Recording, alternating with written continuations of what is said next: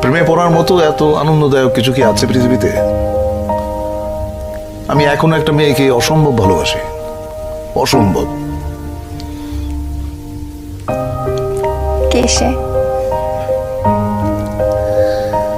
এটা বলা ঠিক হবে না, ওর ক্ষতি হবে।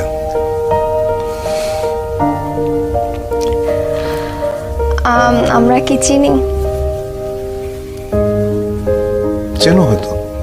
আপনার কাছে প্রেমের সংজ্ঞাটা কি? প্রেম আপনি কিভাবে অনুভব করেন? প্রেম হচ্ছে স্বর্গীয়। এইটা মানুষের ভেতরে প্রেমের যে অনুভূতি, এটা পবিত্র এবং স্বর্গীয়। প্রেমের চাইতে ভালো বিষয় মানব ইতিহাসে নাই। আমি শুধু মানুষের প্রেমের কথা বলছি না। একটা মানুষ একটা বৃক্ষের সঙ্গে প্রেম করতে পারে। একটা মানুষ তার বাসার জানালার পাশে যে গাছটি আছে সেখানে যারা দোয়েল পাখি বসে, সে তারও প্রেমে করতে পারে। তাই না? প্রেম হচ্ছে এইরকম। আমি একটু মানব প্রেমের মধ্যেই থাকছি। অনেকে বলেন যে প্রেমে পড়লে হৃদয়ে হার্টে ব্যথা করে, অনেকের পেটে ব্যথা করে, অনেকের মাথায়ও ব্যথা করে। তো আপনার ক্ষেত্রে প্রেমে পড়লে সেই ব্যথাটা কেমন? সেটা তোমার মনে হয় যে পেটের উপর একটা প্রজাপতি নাচতেছে।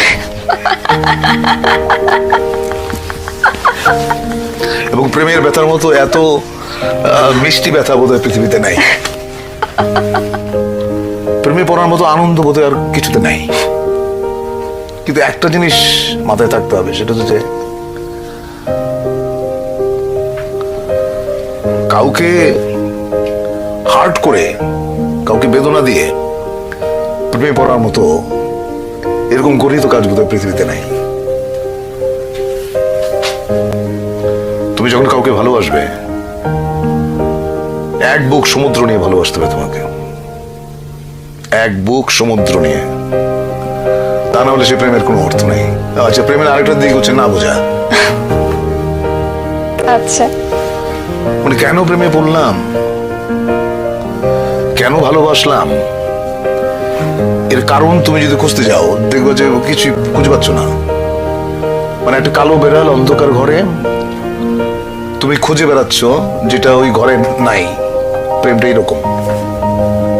কি মনে হয় যে এই যে একটা ফেজ মানুষের লাইফের চেঞ্জেস গুলো, পরিবর্তন গুলো মানুষ যেগুলো পায় তার জীবনে, তার থেকে আপনি কি কি শিখতে পেরেছেন? আপনি কি কি নিয়েছেন?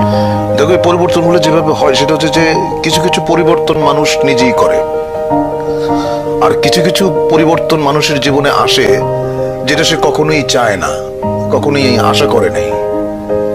এরকম অনেক জিনিস ঘটে, সেটা আমার জীবনে বহুবার ঘটেছে। আমি যেটা করতে চেয়েছি সেটা করতে পারিনি। আমি যাকে আঁকড়ে ধরতে চেয়েছি সে আমাকে ফেলে চলে গেছে, বা যাকে আমি স্নেহ দিতে গেছি সে আমাকে ঘৃণা করেছে।